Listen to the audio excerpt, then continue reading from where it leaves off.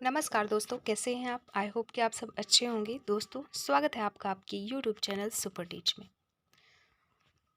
दोस्तों, महिला एवं बाल विकास के थ्रू महिला पर्यवेक्षक और अन्य पदों की भर्ती जो है जारी कर दी गई है। काफ़ी समय से इंतजार कर रहे अभ्यर्थियों के लिए काफ़ी महत्वपूर्ण सूचना है। वीडियो अंत तक ज़रूर देखें, इसमें हम डिस्कस करेंगे सारी इन्फॉर्मेशन।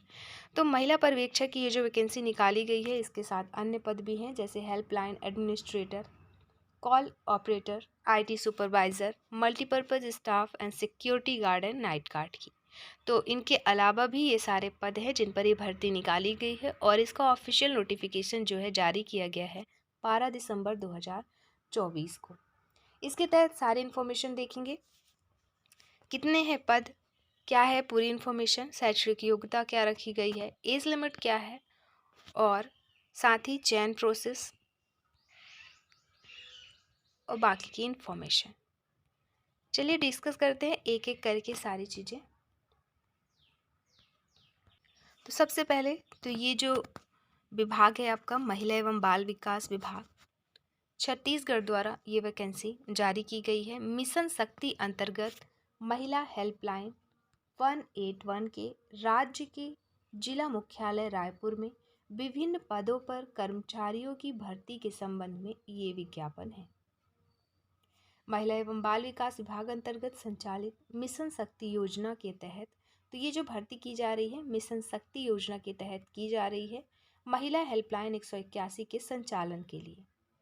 आगे लिखा है, महिला हेल्पलाइन 181 के संचालन हेतु जारी राज्य मुख्यालय रायपुर में विभिन्न पदों पर एकमुश्त संविदा मासिक वेतन पर भर्ती के लिए पात्र आवेदकों से आवेदन पंजीकृत डाक, स्पीड पोस्ट, कोरियर के माध्यम से आमंत्रित की जाएगी। आवेदन की अंतिम तिथि रखी गई है 10 जनवरी सायं 5 बजे। कहने का मतलब ये है कि ये जो आवेदन है, आवेदन का मोड है ऑफलाइन है, जिसे आप डाक के थ्रू, स्पीड पोस्ट के थ्रू या कुरियर के माध्यम से 10 जनवरी तक कर सकते हैं। टाइम रखा गया है शाम 5 बजे, इसके बाद आवेदन नहीं हो पाएगा। तो 10 जनवरी के पहले पहले आपको ये ऑफलाइन तरीके से आपको आवेदन करना है। आवेदन संचालनालय महिला एवं बाल विकास, इंद्रावती भवन, ब्लॉक 1, द्वितीय तल, नवा रायपुर, अटल नगर को प्रेषित करना है। तो ये है आपका एड्रेस जहाँ पे आपको ऑफलाइन मोड में आवेदन प्रेषित करना है। पदों की नियुक्ति एवं आवेदन प्रक्रिया का विवरण आगे हम देखेंगे। तो पद नाम है हेल्पलाइन एडमिनिस्ट्रेटर, पद संख्या और वेतन और चयन प्रक्रिया देखने वाले हैं। तो हेल्पलाइन एडमिनिस्ट्रेटर जो पद निकाला गया है वो महिलाओं के लिए है, फीमेल पोस्ट है।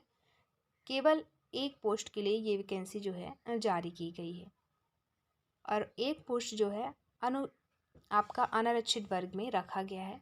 सैलरी इनको दी जाएगी 45,000 पर मंथ। नेक्स्ट है कॉल ऑपरेटर। कॉल ऑपरेटर ये भी फीमेल पोस्ट है। टोटल नंबर ऑफ पोस्ट हैं 12, जिसमें 5 पद अनारक्षित वर्ग के लिए, 4 अनुसूचित जनजाति के लिए, 1 पद जाति के लिए और 2 पद अन्य पिछड़ा वर्ग के लिए निकाला गया है। कुल पोस्ट कितने हैं? 12। सैलरी इनको दी जाएगी पर मंथ 20,000 रुपये। अगला है आईटी सुपरवाइजर का पोस्ट, जिसमें टोटल 1 पोस्ट निकाला गया है, अनारक्षित वर्ग में रखा गया है और इनकी जो सैलरी रहने वाली है वो रहेगी 25,000 रुपये पर मंथ। नेक्स्ट है मल्टीपर्पज़ स्टाफ। तो इनके टोटल 3 पद निकाले गए हैं, 1 पद अनारक्षित, 1 अनुसूचित जनजाति और 1 पद अन्य पिछड़ा वर्ग के लिए। कुल सैलरी दी जाएगी पर मंथ 15,000 रुपये। अगला पद है सिक्योरिटी गार्ड या नाइट गार्ड की, जिसके टोटल 3 पद निकाले गए हैं, जिसमें से 1 पद अनारक्षित वर्ग में रखा गया है, 1 अनुसूचित जनजाति और 1 अन्य पिछड़ा वर्ग के लिए। कुल मिलाकर 3 पद यहाँ पे निकाले गए हैं security guard and night guard के। पद जो आपका सैलरी दी जाएगी इनको 12,000 पर मंथ दी जाएगी। अब चयन प्रक्रिया जो है सीधी भर्ती, एक मुश्त वेतन एंड संविदा वेतन ये आपका है। सरल क्रमांक 1 एवं 2 के पद महिला पद हैं। ये हम पहले ही डिस्कस कर चुके हैं कि ये फीमेल पोस्ट है हेल्पलाइन एडमिनिस्ट्रेटर का, और दूसरा कॉल ऑपरेटर की। तो 12 पद जो है कॉल ऑपरेटर के फीमेल के लिए है, और हेल्पलाइन एडमिनिस्ट्रेटर का जो एक पद निकाला गया है वो भी फीमेल के लिए है। तो वहाँ पे मेल आवेदन नहीं कर सकते।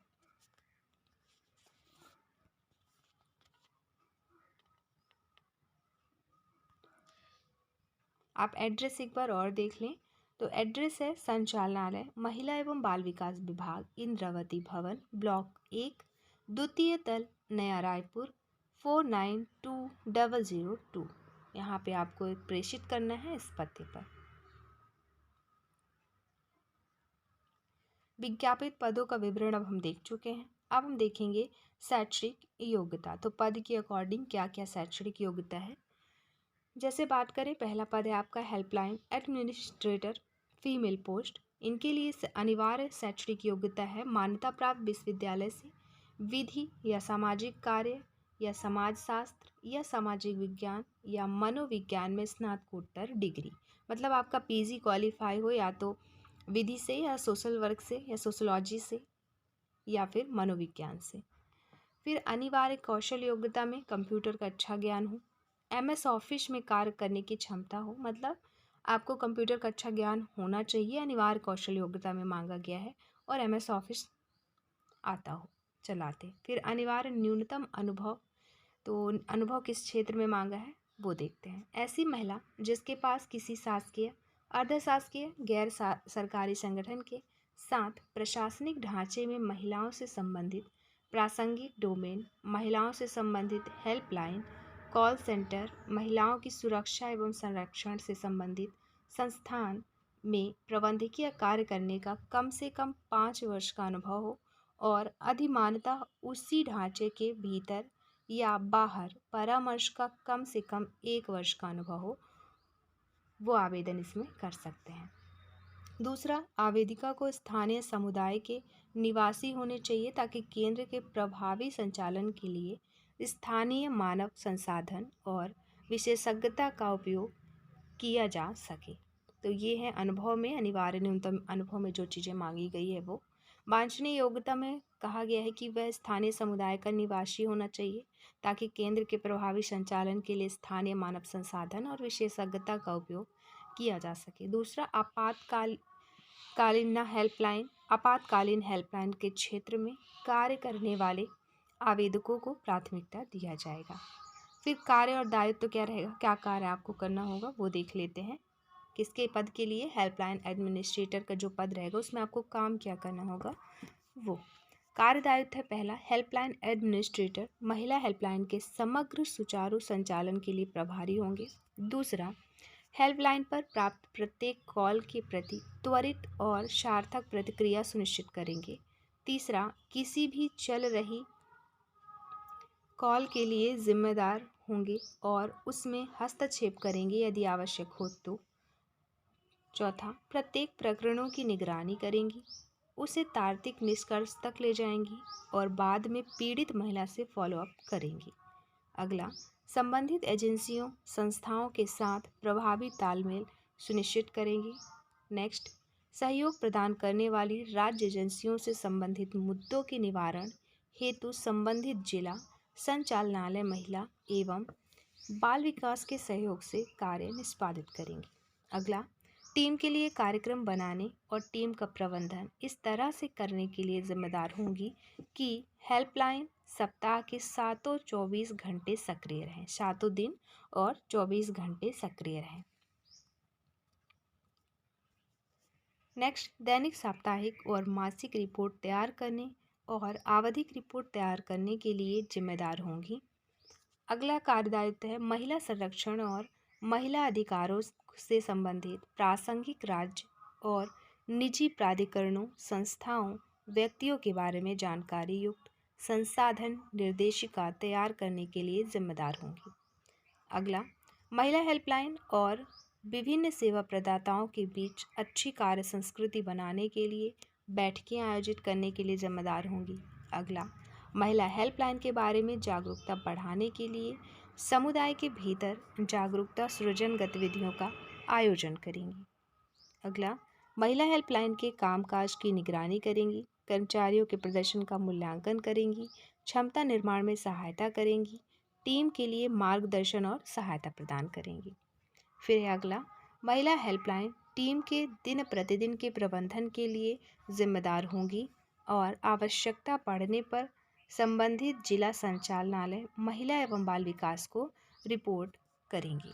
तो ये काम करना होगा हेल्पलाइन एडमिनिस्ट्रेटर फीमेल को। तो ये कार्य दायित्व थे इनकी। सेकंड पोस्ट है कॉल ऑपरेटर का। इनके लिए शैक्षणिक योग्यता है मान्यता प्राप्त विश्वविद्यालय से किसी भी विषय में स्नातक, मतलब अगर आपने ग्रेजुएशन किया है तो कॉल ऑपरेटर के लिए आवेदन कर सकते हैं। आवेदन केवल फीमेल अभ्यर्थी ही कर पाएंगे। फिर हिंदी, अंग्रेजी, छत्तीसगढ़ी भाषा में अच्छा संवाद कौशल आता हो आपको, यह अनिवार्य कौशल के अंतर्गत मांगा गया है। अनुभव में ऐसी महिलाएं जिसके पास हिंदी, अंग्रेजी और स्थानीय भाषा में अच्छा संचार कौशल हो और दूरसंचार वेब आधारित प्रासंगिक प्रणालियों पर काम करने का कम से कम 2 वर्ष का अनुभव इसमें रखा गया है। फिर आपातकालीन हेल्पलाइन के क्षेत्र में कार्य करने वाले आवेदकों को प्राथमिकता यहाँ पे दिया जाएगा, प्राथमिकता बताई गई है और कार्य इनका क्या रहेगा वो देखेंगे कि करिए। तो इनका पहला काम रहेगा कॉल ऑपरेटर, कॉल अटेंड करेंगी, प्राथमिक रेफरल करेंगी, डेटा एंट्री करेंगी और गंभीर प्रकरणों को तथा ऐसे प्रकरणों को हेल्पलाइन एडमिनिस्ट्रेटर को भेजेंगी जिनमें प्रथम बिंदु परामर्श की आवश्यकता है। सेकंड, महिला सुरक्षा तथा महिला अधिकारों से संबंधित सरकारी योजनाओं तथा कार्यक्रमों के बारे में जानकारी देंगी। तीसरा, उपर्युक्त किसी भी योजना या कार्यक्रम के लिए आवेदन करने वाली महिलाओं को सभी प्रकार की सहायता प्रदान करेंगी तथा उन्हें उस तक पहुंचने के लिए अपनाई जाने वाली प्रक्रिया के बारे में मार्गदर्शन देंगी। नेक्स्ट, छूटे हुए कॉल पर पुनः कॉल करने में हेल्पलाइन एडमिनिस्ट्रेटर की सहायता करेंगी। अगला, हेल्पलाइन एडमिनिस्ट्रेटर द्वारा सौंपे गए अन्य कार्यों को भी करने के लिए जिम्मेदार होंगी। अगला, कॉल ऑपरेटर को 24/7 अर्थात 24 घंटे ड्यूटी रोस्टर अनुसार 3 अलग अलग शिफ्टों में कार्य करना होगा। तो ये था कार्य दायित्व। अगला पद है आईटी सुपरवाइजर का, जिनके लिए शैक्षणिक योग्यता रखी गई है कंप्यूटर या सूचना प्रौद्योगिकी में स्नातक या अन्य विषय में स्नातक होने पर कंप्यूटर या सूचना प्रौद्योगिकी में डिप्लोमा। तो आप आवेदन कर सकते हैं आईटी सुपरवाइजर के लिए। आवश्यक कौशल में मांगा गया है डाटा प्रबंधन, प्रक्रिया प्रलेखन एवं वेब आधारित रिपोर्टिंग, शासकीय अशासकीय संस्थाओं, आईटी आधारित संस्थाओं, जिला स्तरीय राज्य स्तरीय वीडियो कॉन्फ्रेंसिंग संचालन क्षमता आप पे हो। फिर अनुभव यहाँ पे 3 वर्ष का रखा गया है, मांगा गया है। क्या है अनुभव? ऐसे आवेदक जो डेटा प्रबंधन, प्रक्रिया प्रलेखन, दस्तावेजीकरण और वेब आधारित रिपोर्टिंग प्रारूपों, वीडियो कॉन्फ्रेंसिंग में राज्य या जिला स्तर पर शासकीय अर्धशासकीय आईटी आधारित संगठनों में न्यूनतम 3 वर्ष का अनुभव हो, वो आवेदन इसमें कर सकते हैं। फिर आपातकालीन हेल्पलाइन के क्षेत्र में कार्य करने वाले आवेदकों को यहाँ पे प्राथमिकता दी जाएगी, ये प्राथमिकता बताई गई है। आईटी सुपरवाइजर का काम क्या होगा ये देख लेते हैं। दोस्तों, इनका पहला काम होगा कि आईटी सुपरवाइजर जो महिला होंगी वो हेल्पलाइन 181 के तकनीकी पहलुओं की देखरेख करेंगी और यह सुनिश्चित करेंगी कि महिला हेल्पलाइन 24 घंटे क्रियाशील रहे। दूसरा, सृजित आंकड़ों के संबंध में गोपनीयता बनाए रखने के लिए सख्त कार्रवाई का पालन करेंगी और यह सुनिश्चित करेंगी कि केस इतिहास दस्तावेजीकरण के प्रत्येक चरण में पीड़ित महिला का नाम और अन्य विवरण गोपनीय रहे। तीसरा, MIS अर्थात मैनेजमेंट इंफॉर्मेशन सिस्टम वेब आधारित डेटा संग्रह के आधार पर दैनिक, मासिक, त्रैमासिक रिपोर्ट का मसौदा तैयार करेंगी जिसे प्रस्तुत करने के लिए हेल्पलाइन एडमिनिस्ट्रेटर के स्तर पर अनुमोदित किया जाएगा। अगला, हेल्पलाइन एडमिनिस्ट्रेटर की सहायता से महिला सुरक्षा से संबंधित राज्य और निजी प्राधिकरणों, संस्थाओं, व्यक्तियों के बारे में जानकारी वाली संसाधन निर्देशिका तैयार करेंगी। तो ये कार्य दायित्व थे IT सुपरवाइजर के। अगला पद है मल्टीपर्पज स्टाफ अर्थात बहुउद्देशीय कार्यकर्ता, जिनके लिए शैक्षणिक योग्यता 10वीं पास रखी गई है, अर्थात मान्यता प्राप्त बोर्ड से 10th क्वालिफाई हो अगर आप, तो आप आवेदन इसमें कर सकते हैं। साथ ही शासकीय, अर्धशासकीय, गैर सरकारी संगठन में भृत्य या क्लीनर आदि के रूप में आपने 2 वर्ष काम किया हो। दायित्व है हेल्पलाइन में स्वच्छता और सफाई बनाए रखने के लिए जिम्मेदारी होगी, आप जिम्मेदार होंगे। दूसरा, महिला हेल्पलाइन में हाउसकीपिंग के लिए जिम्मेदार होंगे। तीसरा, मल्टीपर्पज स्टाफ को 24/7 अर्थात 24 घंटे ड्यूटी रोस्टर अनुसार 3 अलग अलग शिफ्टों में कार्य करना होगा। फिर अगला पोस्ट सुरक्षा गार्ड या रात्रिकालीन गार्ड का, जिनके लिए शैक्षणिक योग्यता 8वीं पास रखी गई है, अर्थात आपने 8th क्वालिफाई किया है तो आवेदन कर सकते हैं। साथ ही जिला या राज्य स्तर पर किसी सरकारी या प्रतिष्ठित संगठन में सुरक्षा कर्मी के रूप में काम किया हो आपने कम से कम 2 साल। साथ ही सेवानिवृत्त मिलिट्री, पैरामिलिट्री आवेदक को यहाँ पर प्राथमिकता दी जाएगी। और कार्य दायित्व इनका रहेगा कि हेल्पलाइन केंद्र की समग्र सुरक्षा के लिए ये जिम्मेदार होंगे। दूसरा, महिला हेल्पलाइन में सभी पूंजीगत परिसंपत्तियों, फर्नीचर और उपकरणों की सुरक्षा के लिए भी जिम्मेदार होंगे। तीसरा, सुरक्षा गार्ड को 24/7 ड्यूटी रोस्टर अनुसार 3 अलग अलग शिफ्टों में कार्य करना होगा। तो ये इनका कार्य दायित्व था। तो ये रही पूरी इन्फॉर्मेशन की पदों से संबंधित योग्यता और अनुभव और साथ ही कार्यदायित्व की। दोस्तों आगे लिखा है शैक्षणिक योग्यता मान्यता प्राप्त संस्था विश्वविद्यालय से होने पर ही मान्य किया जाएगा और निर्धारित शैक्षणिक अर्हता आवेदन पत्र जमा करने की अंतिम दिनांक तक आवश्यक रूप से प्राप्त हो जाना चाहिए, तो वही आपका आवेदन मान्य होगा, अन्यथा निरस्त कर दिया जाएगा। योग्यता न रखने वाले उम्मीदवार आवेदन ना करें, इसमें साफ साफ लिखा गया है। आयु सीमा की बात करें तो आयु सीमा न्यूनतम यहाँ पे रखी गई है 21 वर्ष और अधिकतम 35 वर्ष। इन पदों हेतु इसके अतिरिक्त राज्य शासन द्वारा जो समय समय पर जारी निर्देशों के अनुसार आयु सीमा में छूट दी जाती है वो इसमें भी दी जाएगी, किंतु सभी छूटों को मिलाकर उनके अधिकतम आयु सीमा जो रहेगी उनकी वो रहेगी 45 वर्ष। 45 वर्ष से अधिक नहीं होनी चाहिए। अब आयु के सत्यापन हेतु आपका या तो आपके पास जन्म प्रमाण पत्र हो वो मान्य होगा, या 8th की अंक सूची या 10th की अंक सूची। फिर सबसे इम्पॉर्टेंट ये है कि इसमें आवेदन कौन कर सकता है, तो इसमें आवेदन जो है केवल और केवल छत्तीसगढ़ का मूल निवासी अभ्यर्थी ही आवेदन कर सकते हैं। मतलब केवल छत्तीसगढ़ के अभ्यर्थियों के लिए ये वैकेंसी जारी की गई है, अदर स्टेट वाले आवेदन नहीं कर सकते।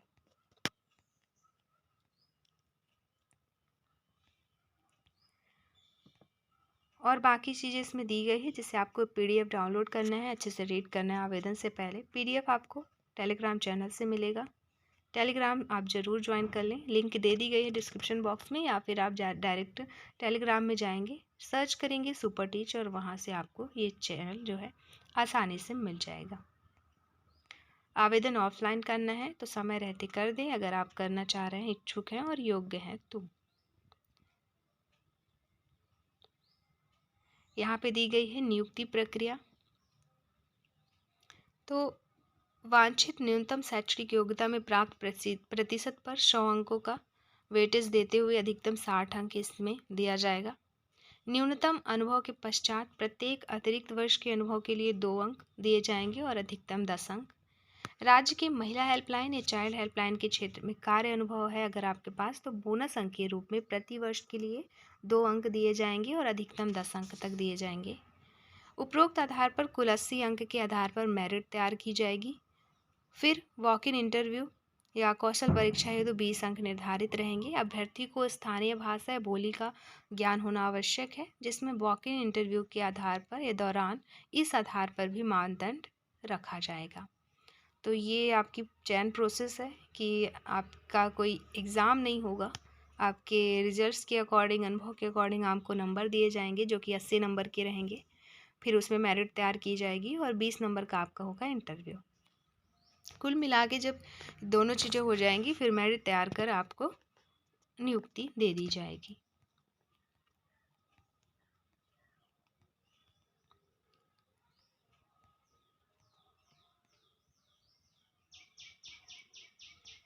ये है आवेदन का प्रारूप, जिसे आपको वेबसाइट के थ्रू डाउनलोड करना है, पूरा फिल करना है और आवश्यक दस्तावेज लगाना है इसके साथ, और दिए गए पते में ऑफलाइन प्रेषित करना है। वेबसाइट है जहाँ से आवेदन आपको उपलब्ध होगा, वो वेबसाइट है www.cgstate.gov.in या www.cgwcd.gov.in। यहाँ से आपको आवेदन का प्रारूप मिल जाएगा, जिसे आपको डाउनलोड करना है और फिल करके प्रेषित करना है। तो ये रही फुल इन्फॉर्मेशन इस वैकेंसी से संबंधित। तो जो भी एलिजिबल हैं और आवेदन करना चाहते हैं तो दिए गए तिथि के पहले आवेदन करने।